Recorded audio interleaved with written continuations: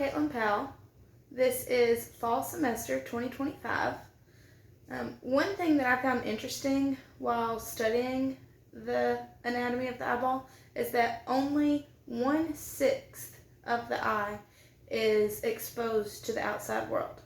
So with that being said, let's jump right in to the diagram of the eye and what each part does. Okay, let's take a look at this diagram of the eye. First, you have the sclera, which is the tough, white, fibrous outer protective layer of the eye that helps the eye maintain its shape.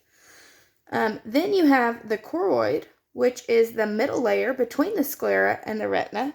And the choroid consists mainly of blood vessels that provide nourishment to the retina. In the sclera, the outer layer, you have the cornea, which is the front transparent part of the eye. Its bulging curvature provides the major refraction of the eye. You also have the conjunctiva up here at the front, which is a clear membrane that covers the sclera and also lines the inner portion of the eyelids. In this front portion, you also have the pupil, as you can see here. The pupil is the opening in the front of the choroid. It is a round hole in the center of the iris through which light passes.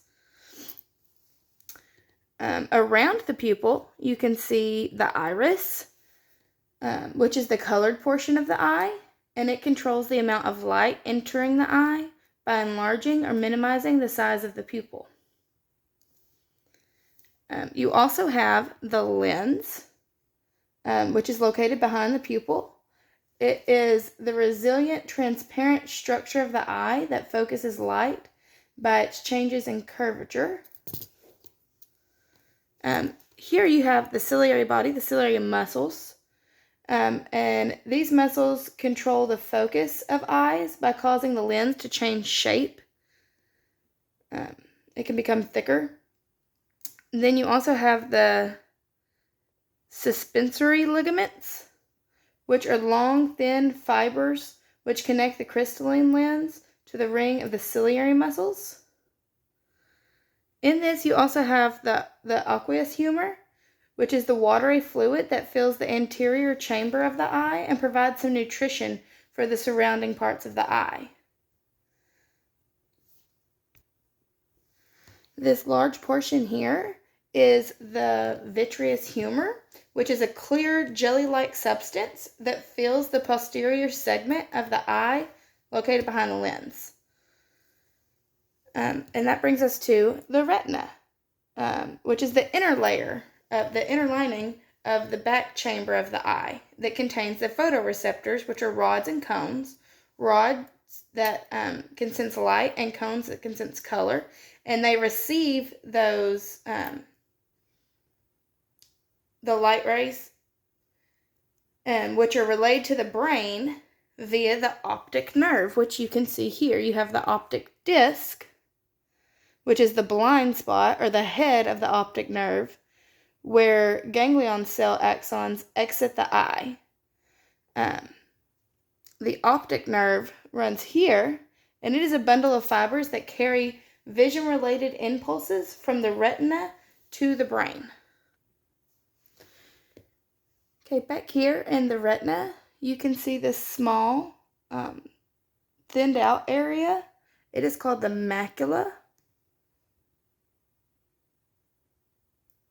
It consists almost exclusively of cone photoreceptor cells, which provides high visual acuity.